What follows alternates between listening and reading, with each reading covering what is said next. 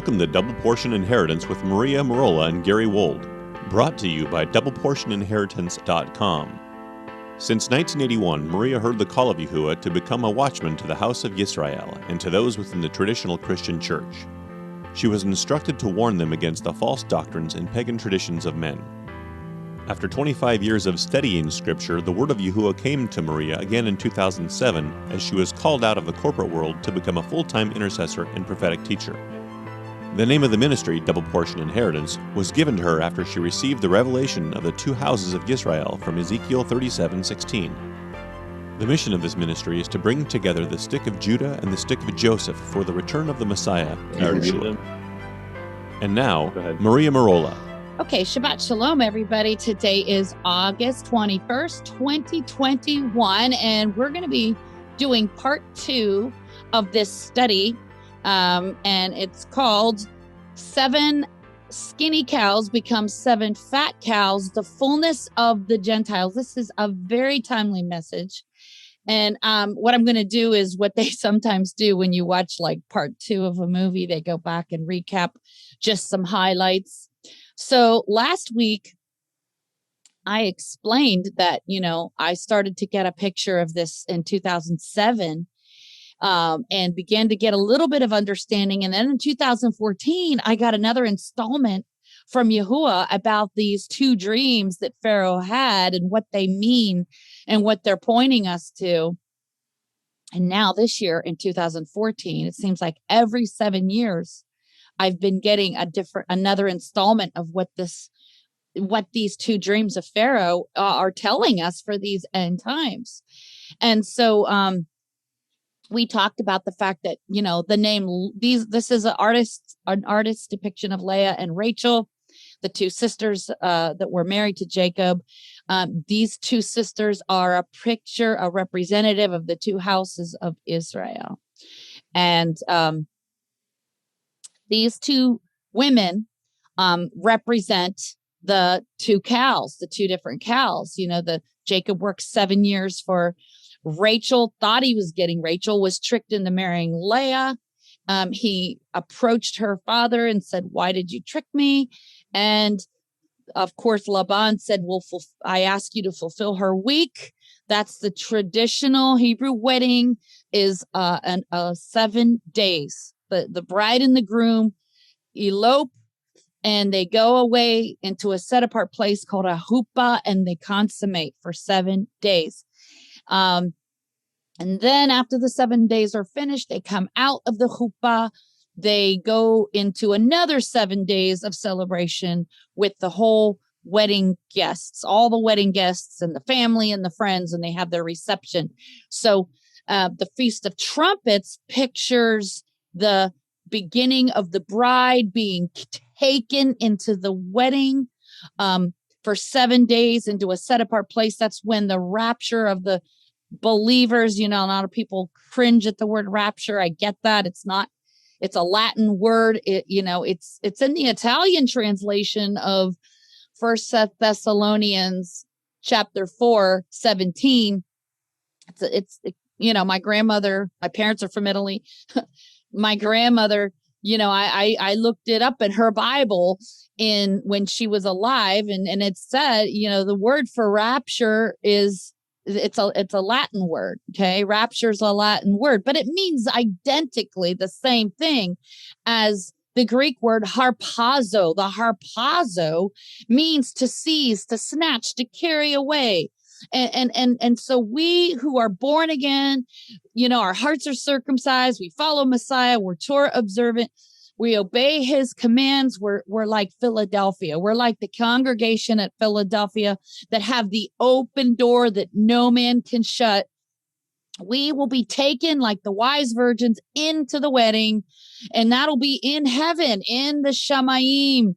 Because why? Where did he say he would prepare a place for us? He said, "In my Father's house, there are many mansions or many rooms. I go and prepare a place for you, that where I am, you shall be also." So, yes, there's a lot of people now in the Hebraic community saying, "Oh, there's not going to be a rapture." And why do they say that? because they're skipping past the rapture or the harpazo event, and they're saying there's just going to be a second coming. Not so fast. There's two events. There's the harpazo of the bride, which take place on the Feast of Trumpets. 10 days later, there's the second coming of Mashiach, and his army that follows him on white horses is the bride. We who are his are going to be part of his army. We are his bride, and we are going to be in our indestructible bodies. By then, we will be here for the day of wrath, but we won't be recipients of his wrath. We will be the ones dishing out the wrath with him. So we will be here on the day of wrath, but we will get to kick some butt. Okay, so be ready for that. Okay, so yeah, the two sisters, Leah and Rachel, they represent the two houses of Israel, and Leah represents the house of Ephraim, the more fruitful ones, because, you know, Joseph had two sons, Ephraim and Manasseh, and Jacob crossed over his hands, as we see in this illustration, crossed over his hands. And what did he do? He gave the blessing of the older son, which was Manasseh. He gave that blessing to the younger one, which is Ephraim. And he said to Manasseh, or to Ephraim, who was the youngest, he says that he shall become a multitude of nations. So from Ephraim came a multitude of nations. In Hebrew, it's Melo HaGoyim, which the Apostle Paul or Shaul used that phrase. In English, it's the fullness of the Gentiles. That's what that phrase means from the Hebrew Melo HaGoyim. It means the fullness of the Gentiles. And so Jacob prophesied over his grandson and said, you shall become a multitude of nations. You shall become the fullness of the Gentiles. And to Manasseh, the older son, he said, he too shall be a great nation. So he becomes one singular great nation. That's it. One singular great nation. Now, interestingly, the son that's named Ephraim, his name means double fruit, because why? In the end of days, after the gospel of Messiah went forth into all the nations, Ephraim exploded and became a multitude of nations. I mean, the gospel transformed the earth. So the Gentile world received the gospel of Messiah. And then Manasseh, his name means to cause to forget. And you see, Manasseh represents the unredeemed Israel, those from the nation of Israel that rejected the gospel. And after the Roman siege, they were dispersed into the nations, forgot their identity, forgot who they were, and basically had be called the lost sheep. Okay. But even the ones that are called Gentiles, who belong to the Ephraim group, they too forgot their identity, and they began to associate with Christianity instead of with Israel. So you see, in a sense, both brothers sort of lost their identity. The Christian church forgot that they belonged to Israel, and those from the Israelite group forgot they didn't know their Messiah at all, and they too forgot their identity. But see, in the last days, Yahuwah sends them back to the land that he promised to their fathers.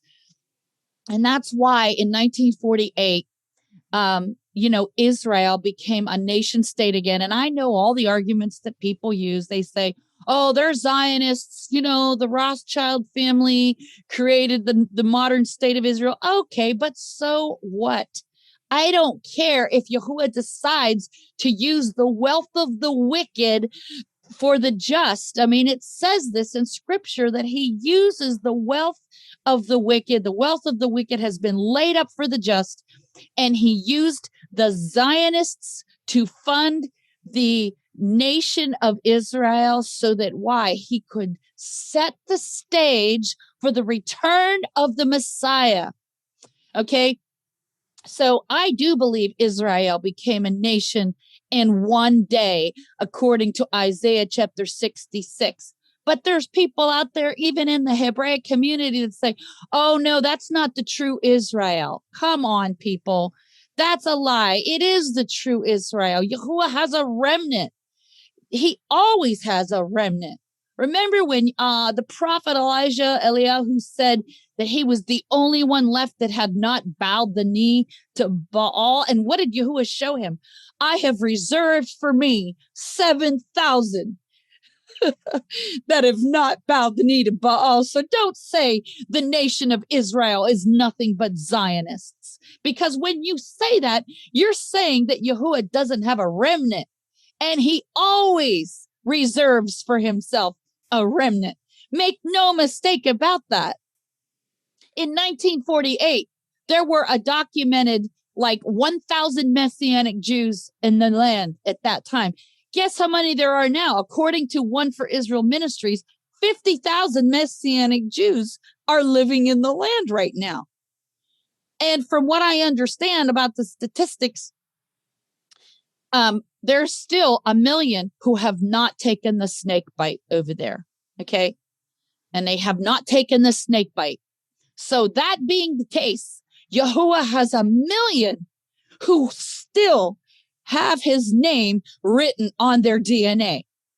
And there's still hope for them to accept Mashiach at the Mount of Olives when he lands his feet there. Okay. So that's what we talked about last week.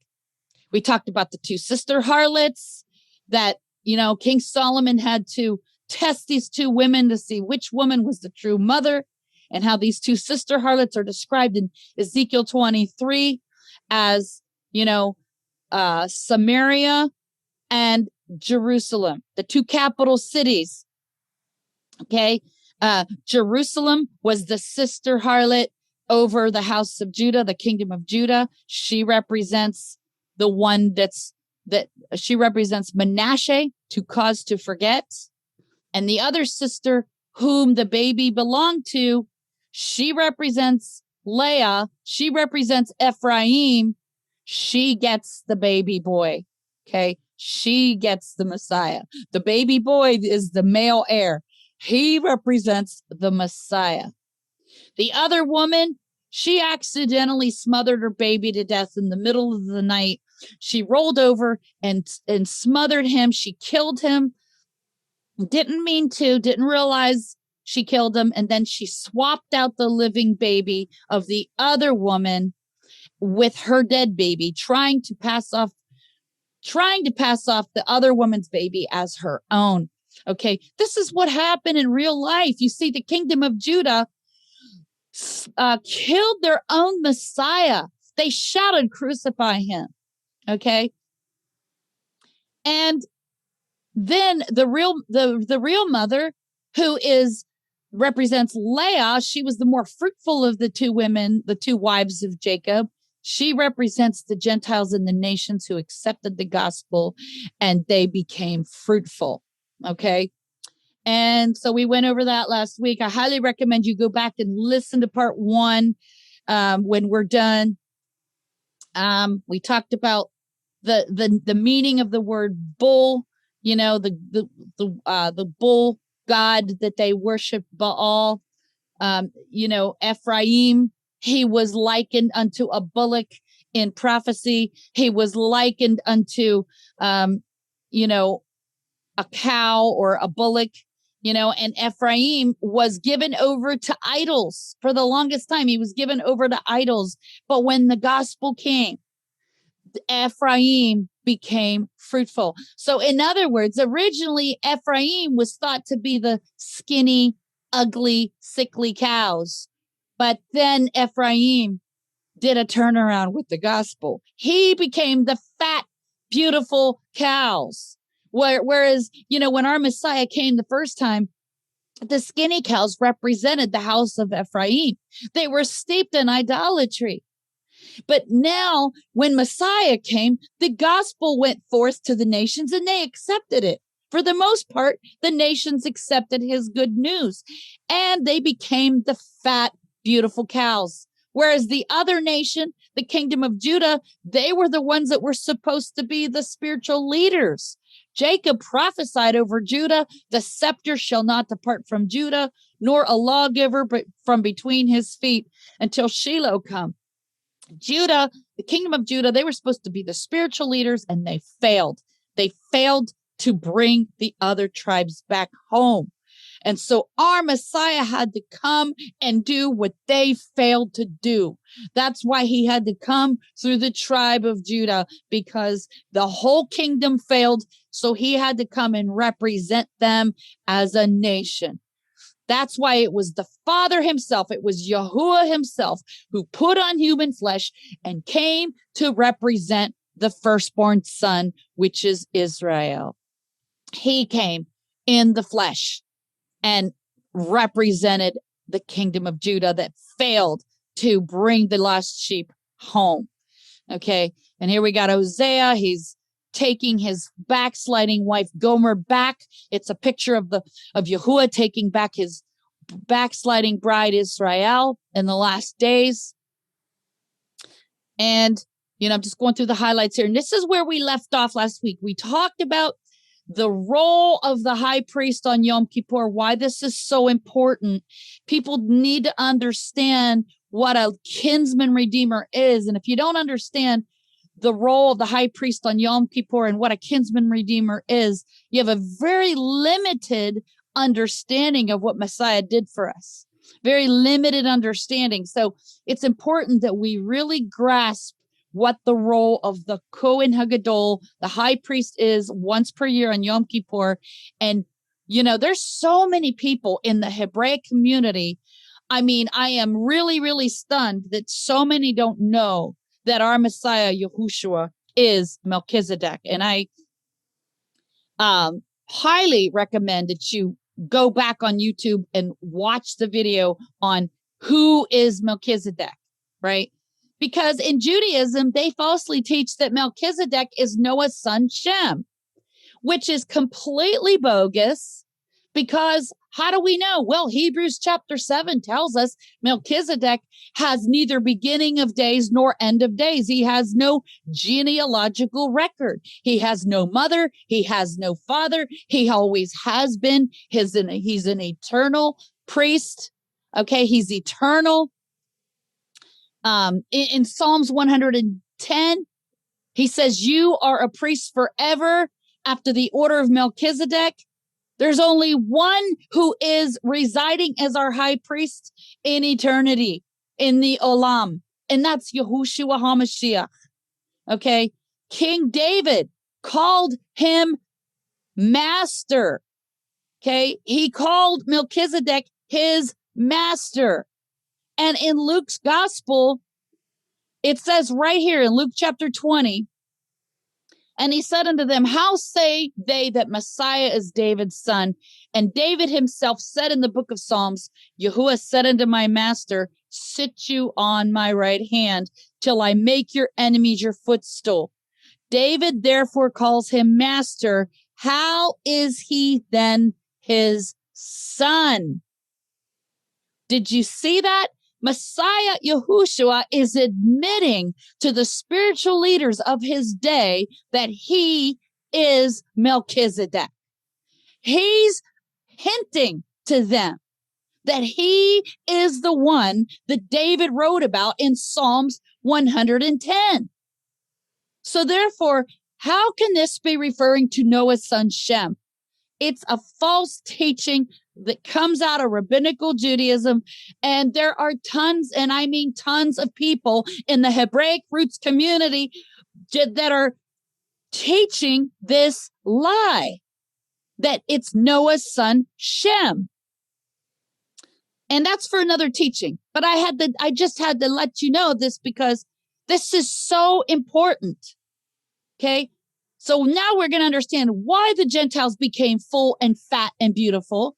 They became full and fat and beautiful, whereas at first they started out as the skinny, unattractive cows, just like Leah was thought to be unattractive. Jacob was not attracted to her, and yet she bore him more children. She was faithful to him. The other bride that was beautiful outwardly, Rachel, he was more attracted to her, but what did she do? She went after idols. She died young, giving birth to Benjamin. So, Yahuwah showed me this back in 2014. He was kind of really working this message into me and showed me, look, the bride that's more beautiful outwardly, they represent the kingdom of Judah because they're doing everything outwardly that they're supposed to be doing. They're keeping Shabbat. They're keeping the feasts. Okay. They're doing the outward things. And Yahuwah says, good job. I am commending you for your outward beauty, but you're missing something. You're lacking the inward circumcision of the heart. You are not born again. And what he says to those in the Christian church and the Gentile nations, he says, good job. You've accepted the good news of Messiah. You're inwardly beautiful. You're not outwardly beautiful because you're not doing the outward things that I'm commanding of you. You're not keeping Shabbat. You're not keeping my feasts, but you have a good heart. You are filled with the Spirit.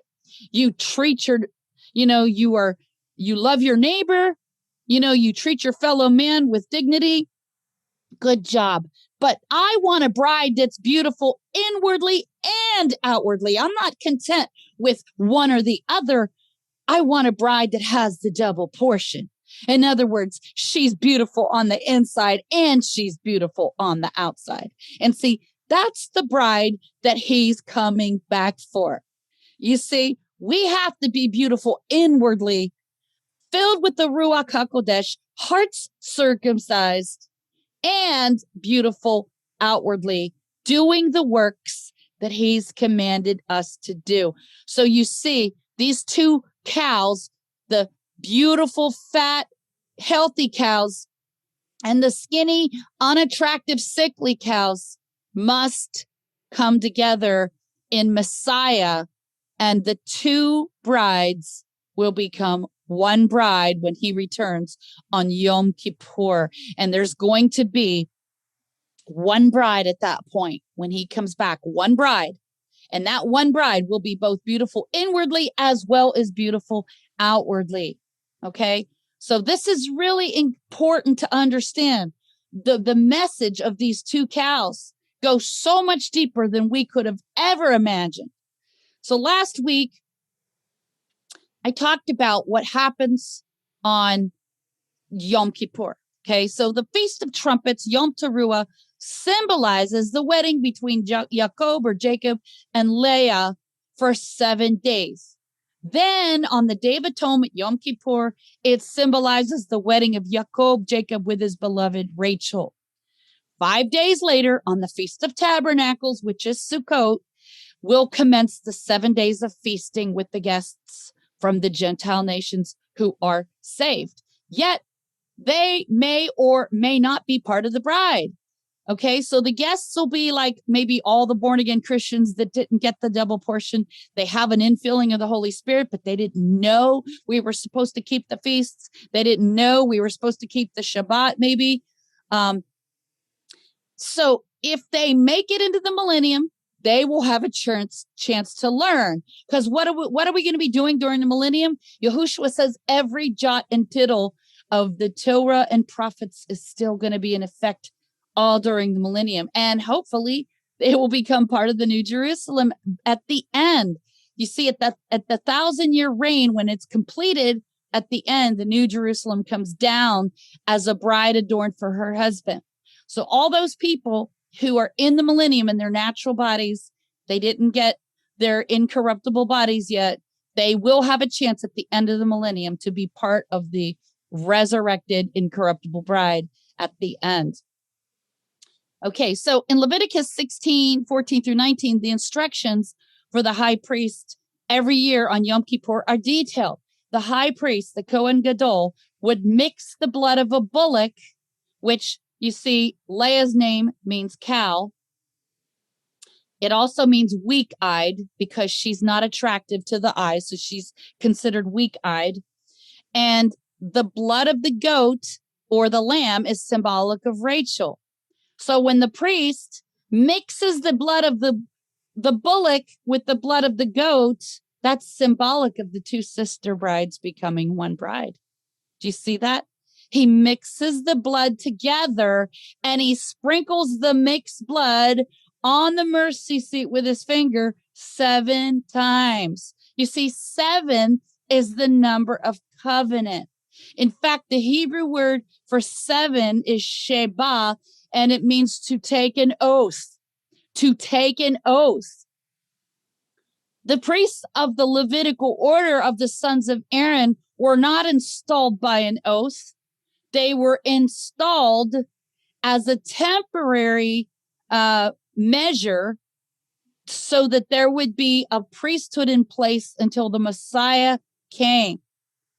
But you see, leading up to the golden calf incident, Yahuwah was their high priest.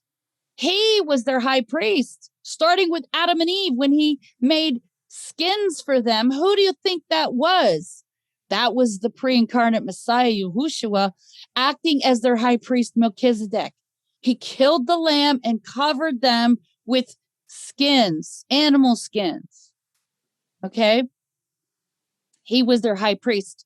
Even when he led them out of Egypt, he was the Malach. You know, the King James Version says the angel led them out. But, the English word angel, conjures up these images of Catholic artwork and these little cherubs with wings. And that's not the word that's not the English word, just doesn't do a good job of portraying that word. It's in Hebrew, it's malach. And malach means a king, a priest, an ambassador. It can mean a prophet. So the malach who led them out of Egypt was the pre-incarnate Messiah, Yahushua, who's visible. The Father is not visible. He's invisible. No one has ever seen the Father at any time. So who did Moses see the back of? He didn't see the back of Yahuwah as Father. He saw the back of Yahuwah as Son. Okay, that's who he saw. And it was the Son, it was his finger that wrote the commandments in stone, because you see, the Father and the Son are one. They work as one unit. They share the same spirit. They share the same bodily image. The Son is the Father with a bodily image on. Okay. So interestingly, the name Rachel means lamb. The name Leah means cow. Also, the 10 northern tribes of the house of Ephraim were likened unto a bullock or a heifer in prophecy. The 2 southern tribes of the house of Judah were likened unto a lamb or a goat in prophecy. Rachel's body was buried in Bethlehem, Judah. Thus, she's the mother of the house of Judah, even though it was Leah who gave birth to Yehudah. You see, after King Herod killed those baby boys under 2 years old, the prophecy in Jeremiah 31:15 was repeated in Matthew 2:18, where it says, Rachel weeping for her children, for they were not. Why is Rachel likened unto the kingdom of Judah? Because, see, Rachel's body was buried there. Her body was buried in Bethlehem, Judah. You see, this is because Rachel's son Joseph had a dream that all his brothers were going to bow down and serve him. Genesis 37:9-10. Therefore, the sons born to Jacob by Leah, which are, and her handmaidens, Bilhah and Zilpah, the 2 handmaidens, all of these served Joseph after they were reunited to him in Egypt many years later. Hence, Joseph ruled over the 10 brothers who plotted to kill him or to sell him to slave traders. Okay. Now, Judah did attempt to save Joseph from being killed when he suggested to his brothers that they could sell him to slave traders in Egypt. Joseph's younger brother Benjamin was an infant at that time. Therefore, he was not present when the 2 brothers plotted to throw him into a pit. Years later, Judah promised to Jacob, his father, that he would become Benjamin's keeper forever. It's in Genesis 43:9. To this day, Judah and Benjamin are now part of the two southern tribes of Judah, where Rachel's body was sown into the soil. Okay, so Rachel's gave birth to Benjamin, and she died while giving birth to him.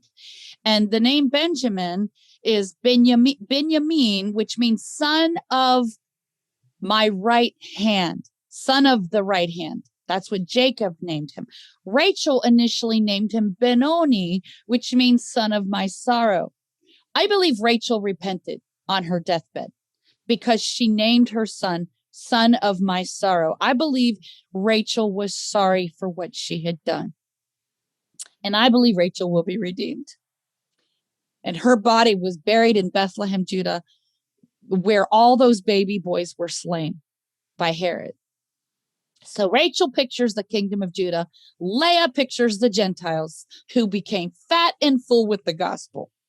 Okay. From this, we see a prophetic picture of Yahushua Messiah, who will rule over the entire house of Israel when he returns. The 10 northern tribes of the house of Ephraim will bow down to Yahushua, and they will serve him in the same way that Joseph's brothers bowed down and served him in Egypt. In the same way that Jacob had to work a total of 14 years for both of his brides, Leah and Rachel, and yet another 6 years for Laban's cattle, these 20 days of the 3 fall feasts symbolize the days of Jacob's trouble. You see, he had 7 years working for each bride. That's a total of 14 years. And then 6 years for the cattle. That's a total of 20 days. Okay. So if we count up the days from the Feast of Trumpets to the end of the Feast of Tabernacles, that's exactly 21 days. So in the 21st year, after Jacob was managed to take all the cattle that belonged to him away from Laban, he left. Okay. So this is Jacob's time of trouble is a 20-year period. Do you realize that that on 2001, that was 20 years ago? 20 years ago. Okay. This coming September 11th, which of course it will land on a different Hebrew day because the Hebrew calendar is different than the Gregorian calendar. It's measured by the moon cycles and also the solar and lunar cycles. But Feast of Trumpets this year will mark 20 years since 9/11. Okay. And so we are approaching very quickly by 2022, Feast of Trumpets 22, Jacob's time of trouble will be completed. And then pretty soon we're going to see a period of tribulation such as the world has never seen. And that's going to be, I believe, probably by Feast or Passover 2025, which will be the last 3.5 years leading up to Yom Teruah 2028. But we'll get into that more. I'm just giving you a brief little highlight on that. Okay, so the first 2 days of the Feast of Trumpets, there's a waiting period for the bride to be caught up to meet the bridegroom on the 3rd day. This is in keeping with the pattern of our Messiah when he was 3 days and 3 nights in the heart of the earth.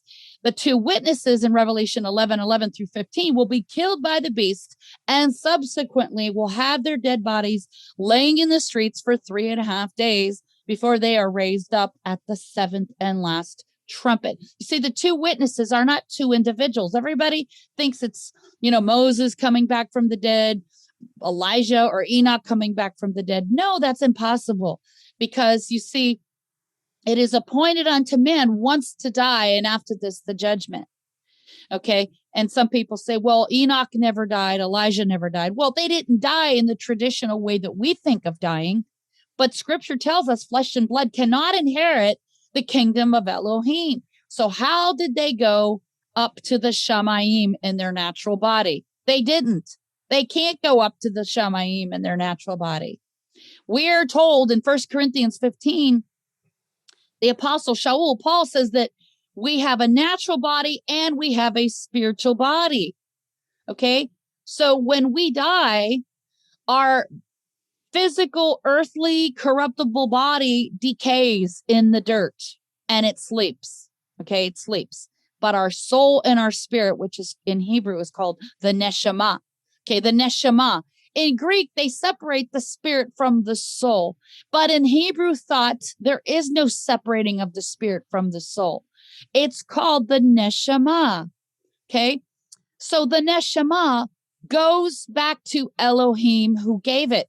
It says this in Ecclesiastes chapter 12, verse 6, that when we die, our neshama, our spirit and our soul go back to Elohim who gave it. But we don't go there as a disembodied spirit. We have a spiritual body that houses our neshama, okay, until that one event in the future that's called the resurrection day. It's in Ezekiel 37, the valley of the dry bones, when those bones come up out of their graves and he's going to put new skin on them. He's going to put new flesh on them. Okay. That's the great resurrection day.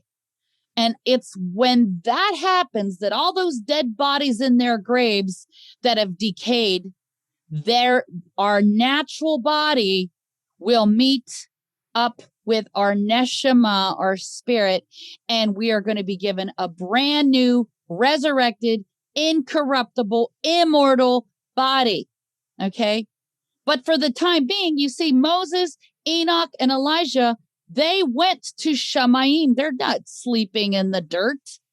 That soul sleep doctrine comes straight out of Seventh-day Adventist Jehovah's Witness doctrine.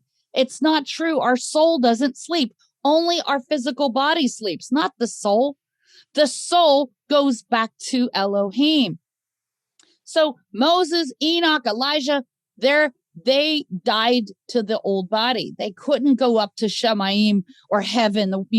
Those that are wondering, why is she talking about Shamayim? What is Shamayim? That's heaven. Okay.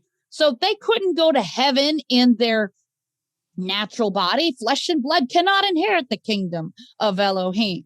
The only way you can go there is if you die to the physical corruptible body. So on the way up, Elijah and Enoch and Moses lost their corruptible bodies. So that is death to the old body. Okay. But they didn't die the way we think of death in the natural. I mean, on the way up, they died to the old body. They went straight to heaven. Well, not Moses, of course. Moses did die, but Enoch and Elijah did die into their old body. They didn't die the way we think of dying, where, they're dead for a while and then all of a sudden their spirit leaves and goes to heaven. On the way up, they died to the old body. Simple. Okay. Well, the anti-Messiah is going to have to kill them. So if the anti-Messiah kills the two witnesses, that would be reincarnation. That would mean they'd have to go backwards from being in a spiritual body to being back in a natural body again. And the Bible strictly forbids this idea that there's such a thing as reincarnation. Okay? It is appointed unto men once to die, and after this, the judgment. So the idea that Moses and Elijah and Enoch are going to come back, put on corruption again after having been in a spiritual body in heaven, that's not biblical. Okay. So who are the two witnesses? Well, I strongly recommend that you read this blog. I have a 2-part teaching on YouTube about it. Who are the two witnesses? I go into a lot of detail about who the two witnesses are in this blog, but to try to give you the cliff notes, the two witnesses are basically two houses of Israel. That's it. It's a corporate two witnesses. Remember, Yahuwah called Israel, the whole nation, my firstborn son, singular. He calls the whole nation his son. Okay, remember, Paul, the apostle, Shaul, in Ephesians 2:15, calls redeemed Jews and Gentiles one new man. Okay, so we have to get this idea out of our heads that just because it says two witnesses that it's speaking of two individuals. No, it's speaking of two corporate bodies of people. How do we know? Because the Apostle John saw the vision, and the malach, the angel tells him two olive trees. It's two olive trees. Well, an olive tree's always been likened to Israel, the nation. And we know that Israel became two separate nations. After Solomon died, they became two houses of Israel, two olive trees. And who are the two candlesticks? The two menorahs. Well, the menorahs get fed the olive oil from the olive tree. So that would be those two overcoming assemblies out of the seven in the book of Revelation. So the two menorahs are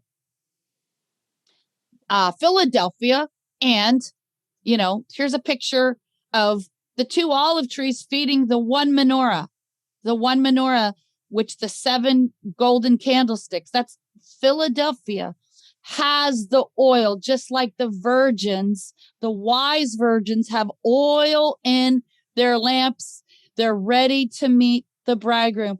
And the oil comes from where? The two houses of Israel, the two olive trees. You see, there's nobody from the Christian church that's going to be part of the bride unless they take from the oil of the two olive trees. In other words, these people that's believe in replacement theology and say, oh, we've replaced Israel now. No, you haven't.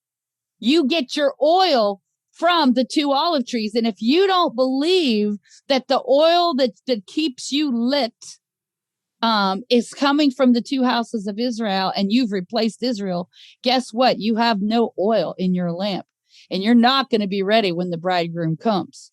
Okay. So, both brides typified in Leah and Rachel will become one bride when Messiah returns on Yom Kippur. For it is at this time, like I said, that the high priest would mix the blood of these two animals, the bullock and the goat. This means that both families, Leah and Rachel, Ephraim and Judah, will become only one family, or one stick in his hand, as he prophesied in Ezekiel 37:16-17. You see, Messiah Yahushua is our high priest, Melchizedek.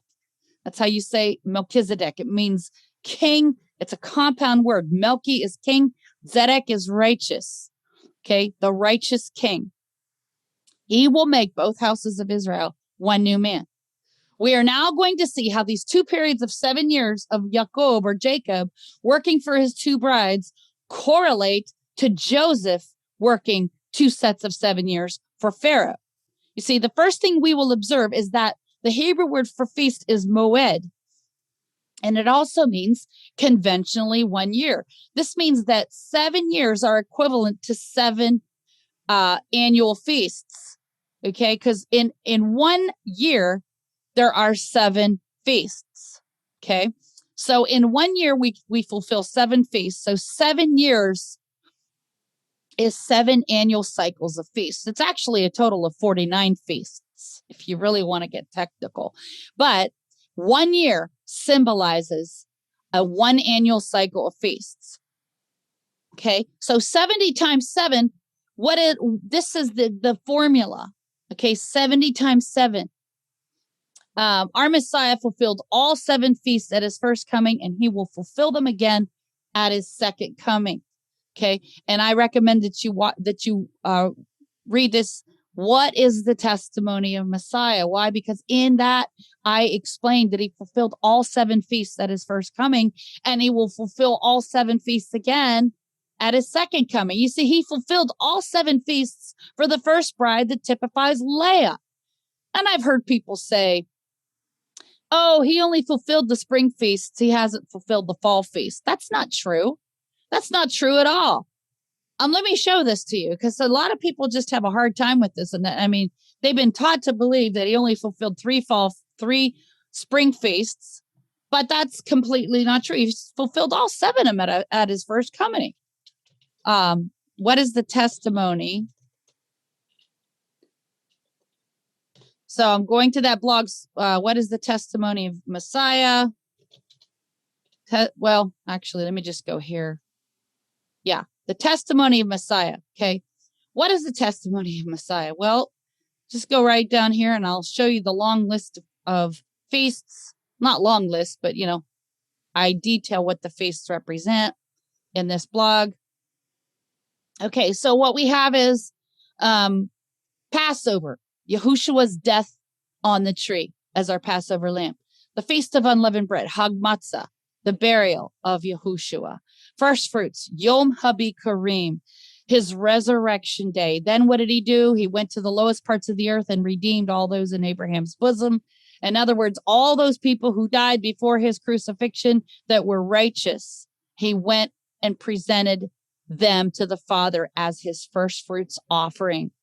Then he fulfilled the Feast of Weeks, Pentecost. Did he not promise to baptize his followers with the Holy Spirit and fire? Well, he did. He fulfilled Pentecost, Shavuot. There you go. 4 of the feasts already. Okay. But he was born when? On the Feast of Trumpets. Everybody thinks he was born on the Feast of Tabernacles. It's not true. And I'm not going to get into that in this teaching because there's just way too much to get into. But I highly recommend reading my blog, When Was the Messiah of Israel Born? And you'll see all the details. He's born on the Feast of Trumpets. Then he's circumcised on the Day of Atonement, Yom Kippur. When they circumcise a baby boy, his blood gets sprinkled everywhere, right? Well, this is a prophetic picture because you see his blood being sprinkled kind of fits with that prophecy where it says that, his blood was sprinkled for many nations. So has he sprinkled many nations. Okay. And then on the Feast of Tabernacles, he dwelled in a sukkah with his parents as a 2-week-old infant.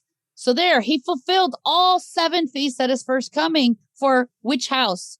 The house of Ephraim, who symbolizes, Leah. Okay. So she said he fulfilled all 7 feasts for Leah. Now, when Messiah comes back, the other bride, who are the Jews that didn't accept him yet, but they will get the oil. You see, they're going to go out and buy the oil. The foolish virgins were told by the wise virgins, go and buy the oil. And they're going to go buy the oil during those 10 days of awe. During those 10 days between the Feast of Trumpets and the Day of Atonement, they're going to go buy the oil and their eyes are going to be open and they're going to go, it was him the whole time. It was Yahushua, who the Christians call Jesus. It was him and we didn't recognize him. And we're going to go and meet him at the Mount of Olives and they're going to look upon me whom they have pierced and they will mourn for him as one mourns for his only son. That's going to be such a great day. I can't wait to see that. I cannot wait to see him finally get his beloved bride, Rachel. Okay. Rachel was the more outwardly attractive bride. She looked good to Jacob. Similarly, the house of Judah looks good outwardly. They have the appearance of obeying the Torah. However, they betrayed their bridegroom by rejecting him as Messiah. Rachel did the same thing when she lied to Jacob and hid those idols of her father from her husband. He had no idea that she was hiding those idols.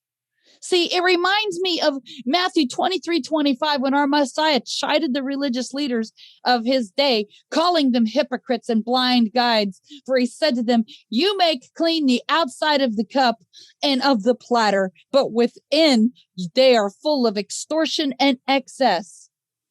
You see, Rachel symbolizes the beautiful, attractive cows until he gets married to her. And then he realizes she's not the more beautiful one. She only looked beautiful outwardly.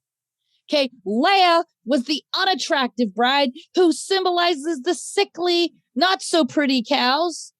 And she symbolizes the house of Ephraim. They were steeped in idolatry. He divorced them. In Jeremiah 3:8, he divorced the 10 northern tribes. He couldn't divorce Judah, because if he would have divorced Judah, there'd be no tribe for the Messiah to be born into. He had to leave a remnant. Yet Even in Ezekiel 23, he says Judah was more treacherous than Israel. So even though Judah was more treacherous, he could not divorce them. He had to leave a remnant so that our Messiah could come through the tribe of Judah. Okay? So the 7 skinny cows symbolize the lost sheep of the house of Ephraim who were still largely in exile at his first coming. Many of them had returned from the Assyrian captivity, but the house of Judah would not allow them to assimilate into their kingdom. These were the Samaritans. They wanted to be part of the kingdom of Judah, but they were prevented from entering the temple or having fellowship with the Yahudim or the Jews. The religious leaders, rulers of Judah had many man-made rules and traditions that forbade the Gentiles from learning the Torah and returning back to the covenant. These lost sheep were symbolic of skinny cows because they had leanness of soul. You see, when the children of Israel were in the wilderness, Yahuwah gave them what they wanted when they complained and asked for quail. But it says in Psalms 106:15 that it brought leanness to their soul because they still had a murmuring and complaining attitude. So even though he made them fat with quail, it brought leanness to their soul. In Amos 8:11, we read that Yahuwah was going to send a famine in the land, but not a famine of bread or water, a famine of hearing the word of Yahuwah. See, in Amos 8:11, it says, "Behold, the days come, says Yahuwah Elohim, that I will send a famine in the land, not a famine of bread, nor a thirst for water, but of hearing the words of Yahuwah." The northern tribes, the 10 northern tribes of the house of Ephraim became like skinny cows because they were not feeding on his word. And that is the condition we find the Christian church in right now. You go to any typical Christian church that's, a 501c3 corporation. They pretty much work for the government. They take handouts from the government to preach from the pulpit what they're told they are allowed to preach about. And what do you see? You get these weak messages that are devoid of any nutrition for the soul. It's all the feel-good messages, and there's no nutrition in it. Okay, this is why Yahushua came to feed his sheep with his word. He commanded Kepha. He says, "Do you love me? Feed my lambs." He said it 3 times. He asked him, "Do you love me, Kepha or Peter? Feed my lambs." But see, at Messiah's second coming, the fat cows represent the fullness of the Gentiles. You see, Kepha, Peter, obeyed and fed the lambs of the lost sheep, and now they're fat. Okay, what does it mean? What does it mean if Ephraim was named Israel by his grandfather? Now, how can he be called a Gentile?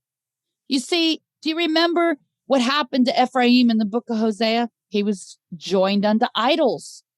Okay, and because of this, he was sent into exile in the Gentile nations. But in the last days, the 10 northern tribes of the house of Ephraim, who are still in the nations, will return to the Father, and they are doing it now. They are returning to his Torah, his instructions, and he will be cleansed by Messiah's blood, just like the prodigal son in Luke 15. You see, thus we can see that Messiah fulfilled all 7 feasts at his first coming for the 7 skinny cows, symbolic of the lost sheep of the house of Ephraim or the former Gentiles. And at his second coming, the Gentiles will be full and they will be fat with the olive oil that they took from the 2 olive trees when they begin to obey the Torah of Yahuwah. Thus, the 7 cows that were once skinny and sickly will become full or fat in the end of days because they are feeding on the Torah, the oil, the richness, the fatness of the olive tree. You see, the term fullness of the Gentiles means that all those born-again believers in the nations who think they're Gentiles will be brought near to the covenant through Messiah's blood. They will no longer be called Gentiles, for they will then be called fullness of the Gentiles. They will come into their fullness of their identity. They will recognize we are not Gentiles. We are Israel. We haven't replaced Israel, the original olive tree. We are grafted in with them. See, these Gentiles will no longer behave like bulls, but they will behave like sheep, typified in the house of Judah. In other words, the house of Ephraim will begin to behave more like the house of Judah by obeying the Torah. The 7 fat cows at Messiah's second coming represent the 7 congregations in the book of Revelation, who are now coming into the fullness of their identity. But even out of those 7, only two, Smyrna and Philadelphia, are the only ones he didn't find, he didn't rebuke them, okay? Yahushua has reversed the curse of Egypt. Instead of skinny cows swallowing up 7 cows in the days of Joseph, Messiah will cause 7 fat cows, symbolic of the born-again Gentiles, to swallow up the skinny cows. In other words, there's a reversal taking place. This means that Ephraim, who used to be skinny, ugly, and sickly, he represented the skinny, ugly, and sickly cows, will supersede the house of Judah in fruitfulness, and thus provoking them to jealousy. You see, if you are a born-again Christian and you say, oh, we don't have to keep all those 7 feasts and we don't have to keep the Sabbath, that's just for the Jews, you are going to be seriously judged, because we are commanded to preach the gospel to the Jew first and also to the Greek. The Greeks represent the Gentiles.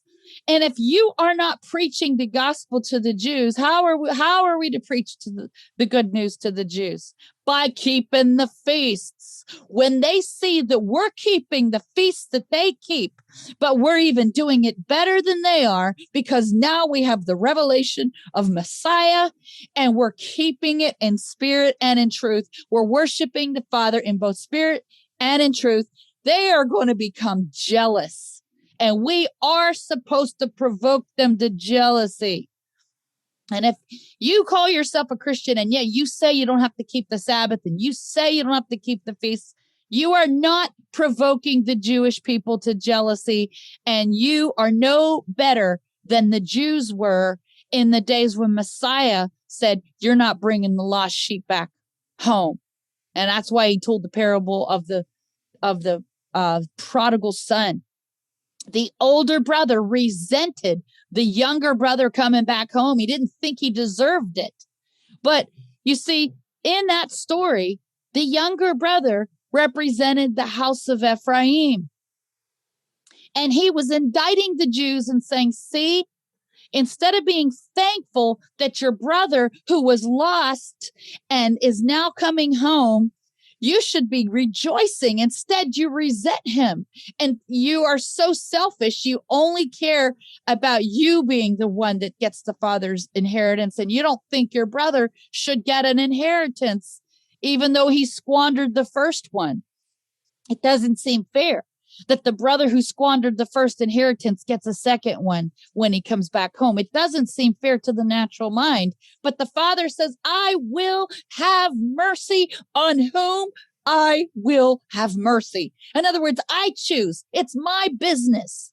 If I want to do that, that's up to me. You don't get to tell me what I want to do. If I want to give my son, who I thought was dead and who I thought was lost forever, if I want to give him a second double portion inheritance, I'm allowed to do that. It's my inheritance to give to whom I want to give it. And you see, the Jews, the house of Judah, did not like it that the Samaritans were becoming open to the gospel. They didn't think they should be allowed back into the kingdom because they were given over to idols. And you see, Messiah said, I've come for the lost sheep of the house of Israel. Well, who was he referring to when he said that? He wasn't talking about the kingdom of Judah. He was talking about those other 10 tribes that were out there in the nations, and the Jews weren't bringing them back into the kingdom. In fact, they even built up a wall around the temple that prevented any Gentile from coming near. And if any Gentile came near to hear the Torah being read, they would be stoned to death. So they were not doing their job as a kinsman redeemer. They weren't redeeming the wife, the widowed wife. They were the reluctant kinsman redeemer. And that's why the Messiah had to come through the house of Judah, because it was Judah. Remember in the story of Tamar and Judah in Genesis 38, Judah, his daughter-in-law Tamar, married two of his sons, and both of his sons died, leaving her childless with no male heir. And he promised to send his other son, Shelah, the third son. But when the time came for Shelah to be old enough, he didn't send him as promised. And so what did Tamar do? She dressed up like a harlot. She tricked Judah into thinking she was a harlot. Of course, her face was covered with a veil, so he didn't recognize her. And she enticed him to sleep with her. And after he sleeps with her, he says, "What shall I give you for payment?" She asked for three things. She says, "I want your staff. I want your bracelets." And she said, "I want your, I forget what the third, your ring. You see, those three things symbolize something. What do they symbolize? You see the staff, if you look it up in the Hebrew, it's matah. It means a branch. It means a tribe. She's saying to Judah, "I want to belong to your tribe." And then she says, "I want your bracelet." That word bracelet has to do with the scarlet cord. Remember the harlot Rahab and her whole family was saved by the scarlet cord. The two spies told her that she and her family would be saved out of Jericho when they climbed down that scarlet cord. If they escaped by way of that scarlet cord, they would be saved. Well, when she's asking Judah for the bracelet, that word for bracelet in the Hebrew, patil, it means a cord. It means a scarlet cord. Okay. And then she asks for the ring. She says, "I want your ring." What does the ring represent? It's a signet ring from the word signature. The family monogram, the name was in that ring, and you could stamp a piece of clay on a document and you could put the family signature or the family monogram on a document and make it legal. So literally Tamar was asking Judah, "I want your name. I want to belong to your tribe, and I want your blood atonement." What do we see there? We see Tamar, who is the picture of the lost sheep of the house of Israel. They became a widow, and Judah is the tribe of Judah, the kingdom of Judah. He promised to send her a son, but the third son, Shelah, he was afraid to send him because he didn't want him to die. So what happens? Judah, the father himself, becomes the kinsman redeemer. Judah is the father who came to earth as the son. You see, the father did send his son. He sent himself and put on human flesh and became the son. You see that? So Judah is the kinsman redeemer. And that's why our Messiah had to come through the house of Judah, because he is the kinsman redeemer. And the priesthood of Melchizedek sprang out of Judah. It says in Hebrews 7:14, it says that the priesthood of Melchizedek sprang out of Judah. See, it's not the Levites that can save the bride. It's the eternal high priest from the house of Judah, Melchizedek. He's the only one that can redeem the bride because he has an endless life and he can never die behind the veil, leaving the bride without a kinsman redeemer. Okay. I know I'm getting in preaching mode, but I'm getting excited. Okay. So you see Ephraim, who used to be skinny, ugly, and sickly, he represented the skinny, ugly, and sickly cows. He will supersede the house of Judah in fruitfulness, and thus provoking them to jealousy. So we're going to see in these verses that Leah represents the skinny and weak cows. And Rachel initially represents the beautiful and fat cows. Now you're going to notice similarity in the wording that's used in the King James Version. Okay, 15 more minutes and we're going to stop. So just letting you know, we got 15 more minutes of this message and then we're going to go ahead and have some Q&A time. Okay. Bereshit, Genesis 29:17. Leah was tender-eyed, but Rachel was beautiful and well-favored. So let's look at this. Let's compare Pharaoh's dream to the above verses to see the similarity. Genesis 41:1-2. And it came to pass at the end of 2 full years that Pharaoh dreamed, and behold, and he stood by the river. And behold, there came up out of the river 7 well-favored kine. Now that word in Hebrew, that English word kine is heifers. Okay. So behold, there came up out of the river 7 well-favored heifers and fat-fleshed, and they fed in a meadow. Okay. Rachel was well-favored, and thus were these 7 well-favored heifers in Pharaoh's dream. In both of these passages, in Genesis 29:17 and also in Genesis 41:2, the same Hebrew words are used to describe Rachel as well as the well-favored heifers.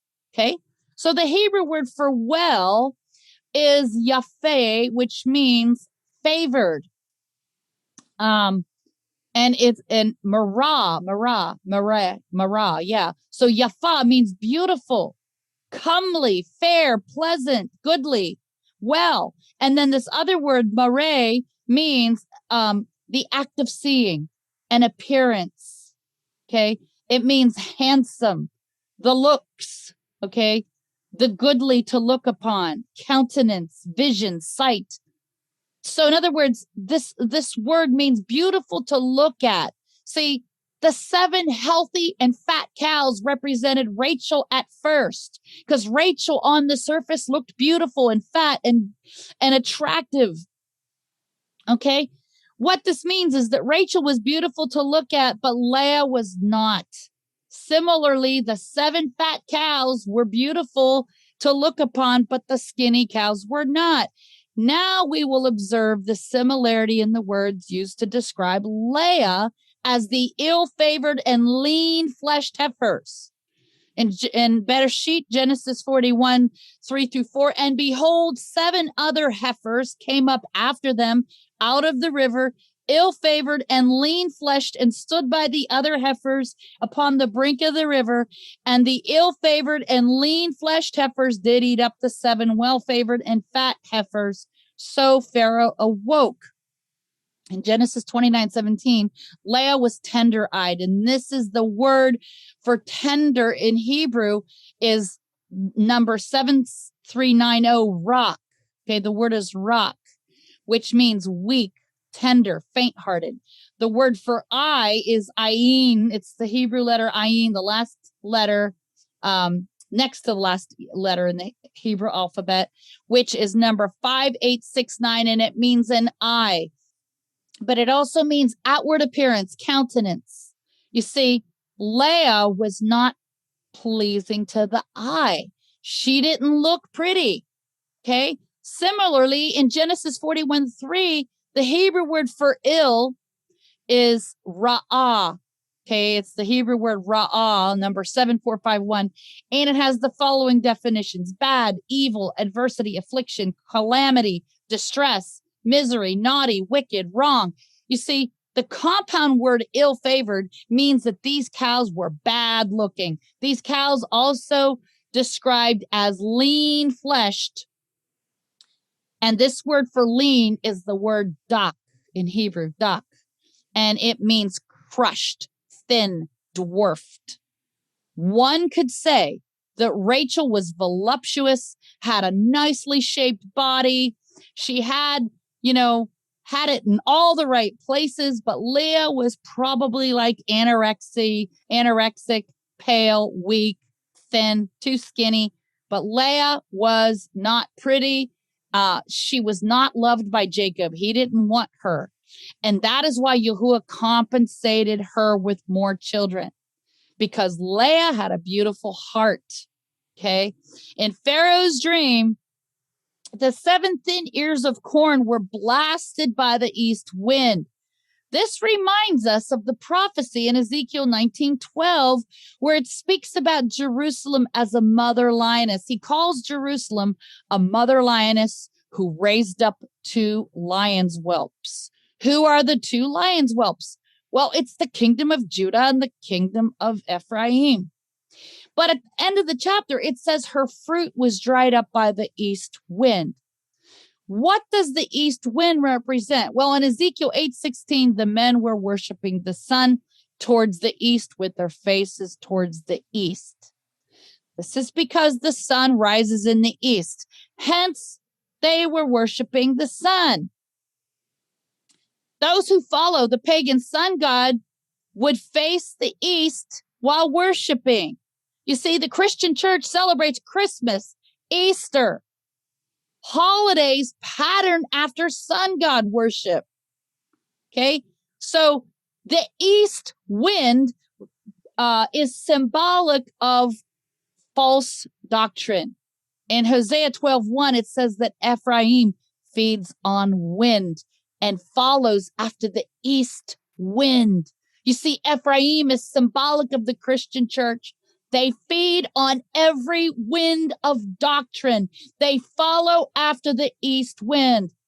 However, when Messiah makes it known to them that he did not do away with the law of Moses and the prophets, when they begin to embrace the true set-apart feasts, the prophetic feasts of Yahuwah and his Shabbat, they will stop feeding on wind.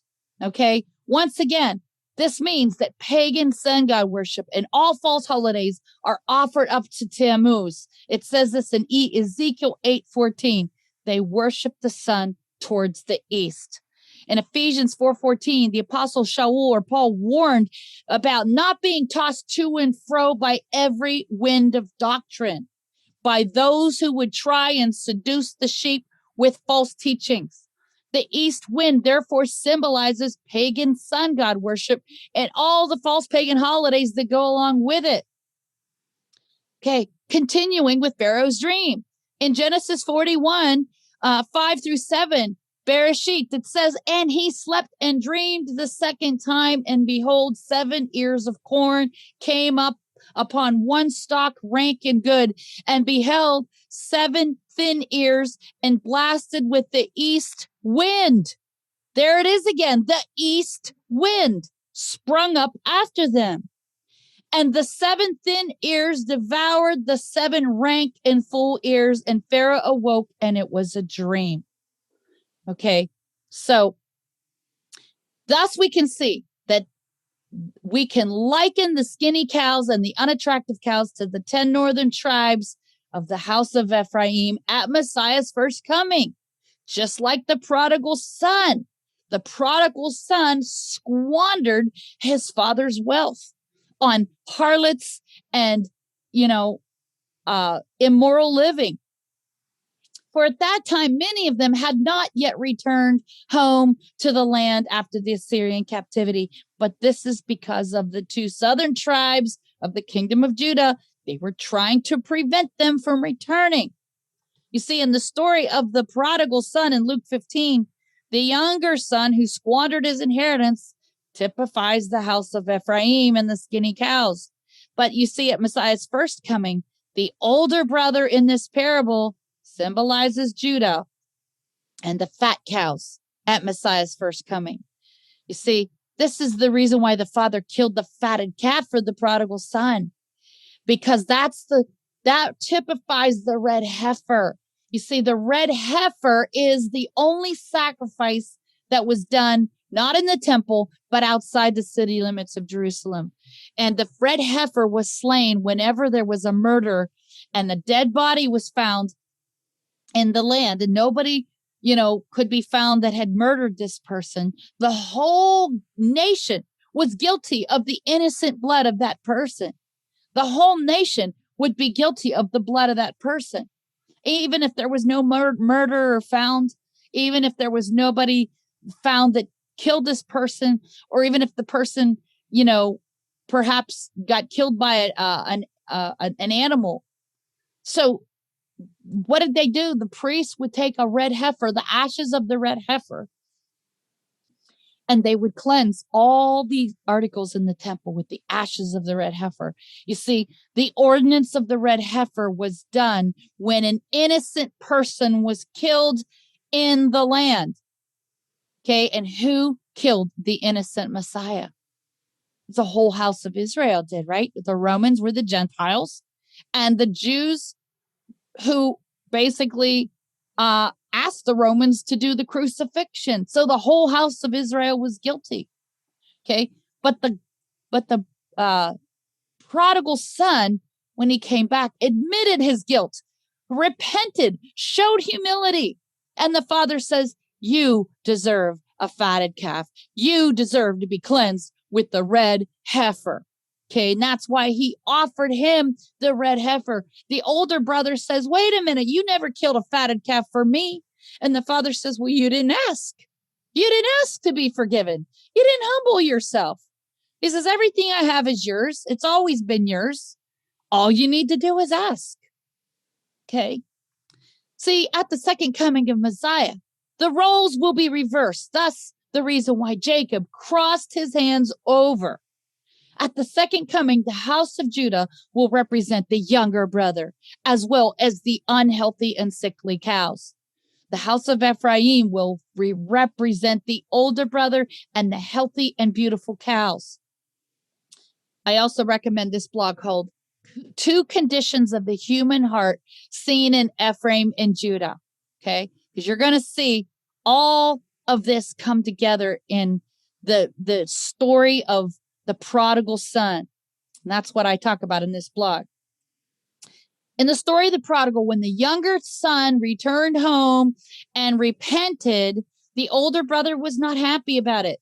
The older brother, symbolic of Judah, felt this was wasteful and irresponsible, and his brother should not receive a double portion inheritance from their father, especially since he had squandered the first one. See, when the younger brother came home, the father slaughtered for him the fatted calf or a fat cow.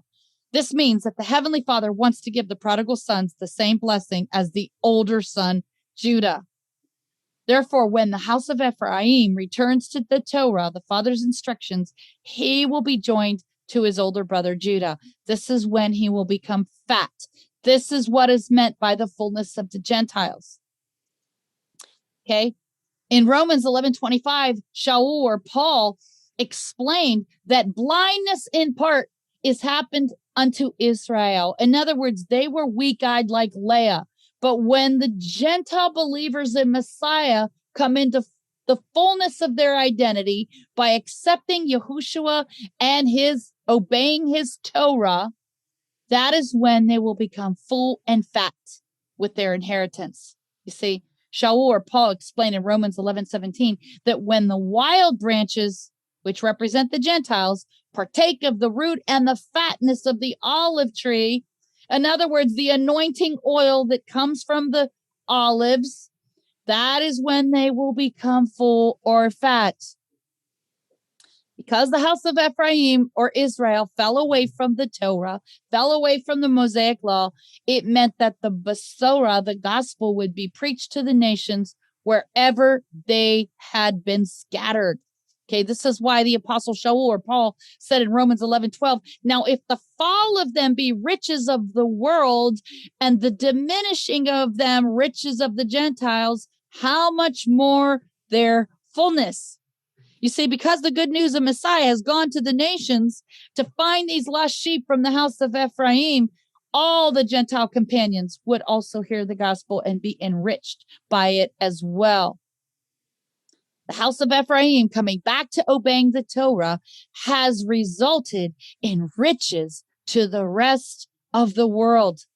This is what will cause the Jews, the house of Judah, the Yahudim, to be provoked to jealousy. This began happening in 1948 when the modern state of Israel officially was reborn as a nation. Now, I've heard people say, "Oh, that's not true. That's not the true Israel." How do you know? Did you go and take a DNA test of every Israeli citizen that lives there? People that say stuff like that are just displaying ignorance. You don't know who's who. Only the Father knows who's who. Okay? I get tired of people saying that. That's ridiculous. Okay?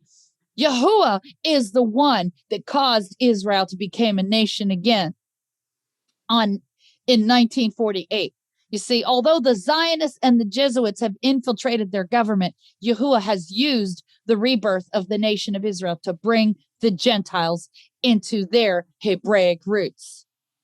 Okay, it was after 1948 that all of a sudden the Christian church started getting excited and saying, oh, so the Torah is not dead. The Mosaic law is not dead. Yahuwah brought Israel back to life again. So, they started looking to Israel and all the happenings in Israel for the fulfillment of prophecy. Okay.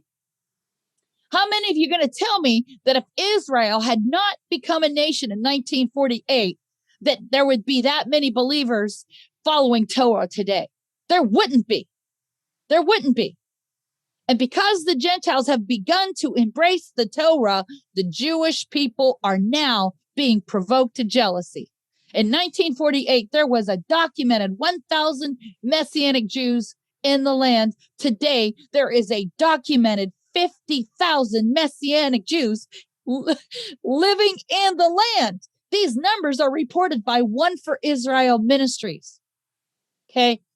You see, Romans 11:25 says, for I would not, brethren, that you should be ignorant of this mystery, lest you should be wise in your own conceits, that blindness in part is happened unto Israel until the fullness of the Gentiles be come in.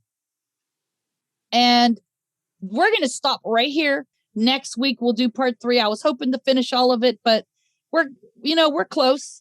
Next week, we'll be able to get right through the rest of it. Okay, so everyone, Shabbat Shalom, Shavua Tov, a good week. We will pick up right here next week for part 3, where we see the image of the olive tree. That's where we're going to start again next week. Yahuwah bless you and keep you. Yahuwah make his face shine upon you and be gracious unto you. Yahuwah lift up his countenance upon you and give you shalom.